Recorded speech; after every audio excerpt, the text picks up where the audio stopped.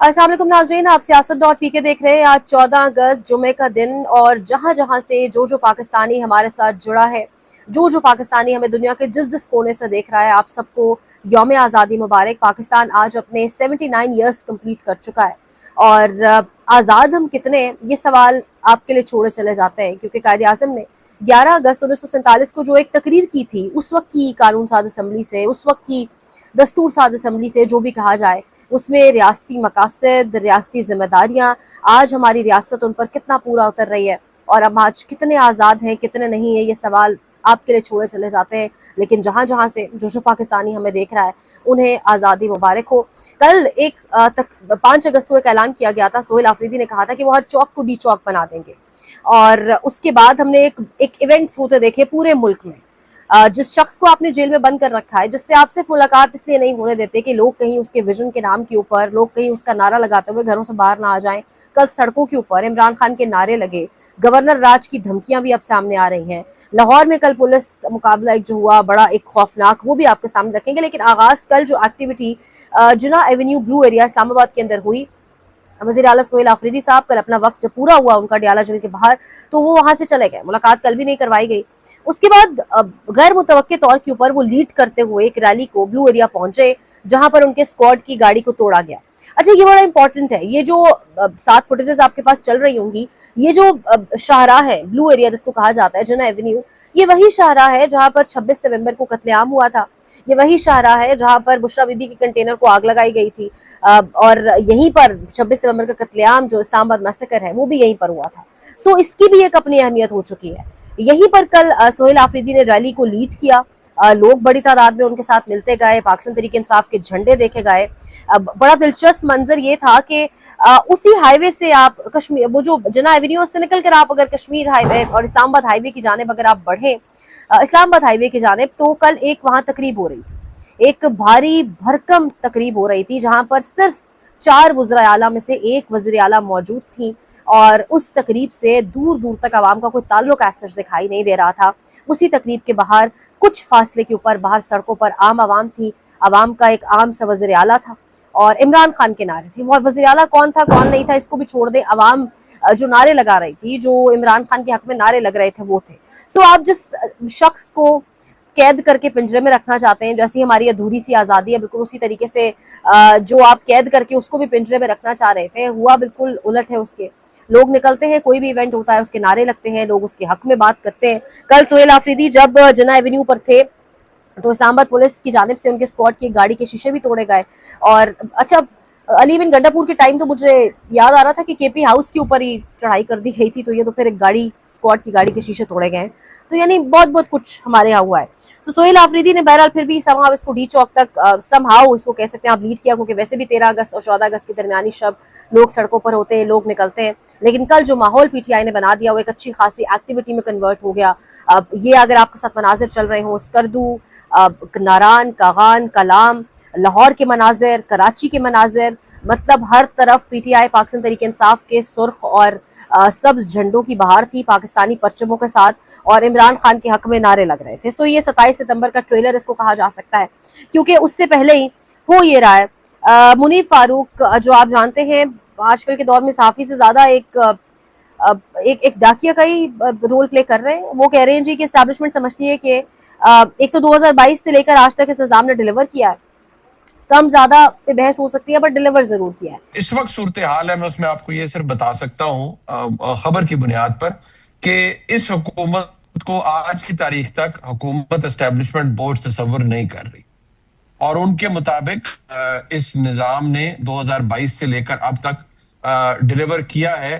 फिर वो कह रहे हैं कि खबर की बुनियाद पर कह रहा हूं कि अगर 27 सितंबर को एक ताकतवर अवामी लहर उठती है तो गवर्नर राज का ऑप्शन मौजूद है, गवर्नर राज लगाया जा सकता है और मुस्तकिल हल नहीं है। लिहाजा दूसरा ऑप्शन यानी ताकत का इस्तेमाल, काइनेटिक ऑप्शन, उन्होंने कहा उसको देखा जा सकता है और वो एक मुस्तकिल ऑप्शन। मैं खबर की बुनियाद पर दोबारा आपको अर्ज करूंगा कि एक तो ये है कि शायद अगर ये वाकई तहरीक इतनी ग्राउंड स्पेल हो जाता है, वो कोशिश करेंगे कि इमरजेंसी प्रोविजन को इन्वोक करें, बिकॉज उनके ख्याल में ये एक बड़ा राइप केस होगा।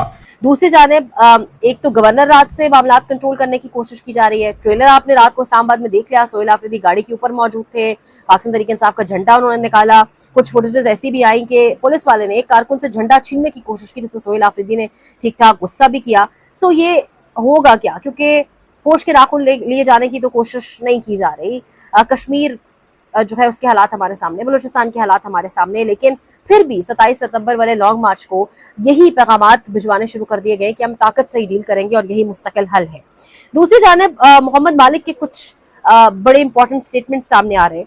एक तो वो कह रहे हैं कि नून लीग की बहुत बड़ी भूल है कि निजाम उनका बोझ उठा रही है। निजाम बेसिकली शहबाज शरीफ के साथ है, और जब भी मरीम नवाज को वज़ीर आज़म के उम्मीदवार के तौर पर सामने लाया गया तो ये नून लीग की बड़ी गलती होगी। पंजाब में नून लीग की कोई सियासी हैसियत नहीं। अगर इलेक्शन करवा दिया जाए तो पाकिस्तान तहरीक इंसाफ उड़ा कर रख देगी। आपके ख्याल में ऑलरेडी हो नहीं चुका? व्हाट डू यू थिंक कि पंजाब के अंदर इस वक्त नून लीग की क्या स्टैंडिंग है पॉलिटिकल कैपिटल के लिहाज से? कोई स्टैंडिंग नहीं है। कोई स्टैंडिंग नहीं है। तो फिर आप आज इलेक्शन आप किस चीज पे रिलाय करें? आप आज इलेक्शन करवा लें, इनको वाइप आउट कर देगी, पीटीआई उड़ा के रख देगी इनको। फाइलें जो है नून लीग की वो खोली जा चुकी हैं। मरीम नवाज की फाइलें मौजूद हैं। 12 अरब का जहाज का हवाले से कहा गया है। मंसूर अली खान ने कहा कि उन्होंने तो 11-12 अरब का जहाज लिया था। मोहम्मद मालिक ने कहा कि किसी भी वक्त ये जहाज उनके गले पड़ जाएगा। मंसूर अली खान ने कहा इनकी करप्शन की फाइलें तैयार हैं। एस्टैब्लिशमेंट हर चीज पकड़ कर बैठी हुई है। नून लीग वाले इस बात पर नाराज हो जाते हैं। सो अब ये बातें चल रही हैं कि वो जो 11-12 अरब का जहाज है वही गले का फंदा बनेगा, और वो तमाम तर फाइलें अब खोली जा चुकी हैं। उसके साथ साथ फील्ड मार्शल के हवाले से मोहम्मद मालिक ने कहा कि इनके जूनियर्स, सीनियर्स और इनके एक्स बॉसेस से जो था इनके बारे में पता चल सका है। सो इनकी बुक में, इनकी डिक्शनरी में माफी कहीं नहीं है। तो मैंने कहा यार पता तो करें किस किस्म का बंदा है। सो मैंने बहुत लोगों से बात की जो इनसे ऊपर इनके सीनियर रहे हैं, जो इनके कलीग साथ रहे हैं, जो इनसे जूनियर रहे हैं, because I wanted to create कि एक पिक्चर तो निकले। जो पिक्चर निकली तो वो पिक्चर ये थी कि वेरी फोकस्ड मैन जिसकी किताब में माफी नहीं है। और नवंबर तक 28वीं तरमीम जो है वो आ जाएगी, और इस तरीके से दैट्स हाउ मामलात को चलाने की कोशिश की जा रही है। यानी जिस तरीके से मामलात हमारे सामने चलाए जा रहे हैं, जिस तरीके से अब ये खबरें आ रही हैं, ये फिर नून लीग की भी जगह इस निज़ाम में, यानी बज़ाहिर ऐसा लग रहा नहीं है। वो अलग बात है कि कल रात को कोई वज़ीर आला वहाँ पर इन्वाइटेड नहीं था, लेकिन सिर्फ एक वज़ीर आला वहाँ मौजूद थी यादगार फतह की इनाग्रेशन पे, इफ्तिताह पर, और वो वज़ीर आला थी वज़ीर आला पंजाब। और सबसे ज़्यादा रिजेंटमेंट भी कहा जा रहा है, मोहम्मद मालिक बता रहे हैं, मरीम नवाज की जानिब से आ रही है सूबों के हवाले से। वो नहीं चाहती, जाहिर है एक पूरे के पूरे सूबे की बादशाहत कंट्रोल करके बैठी है।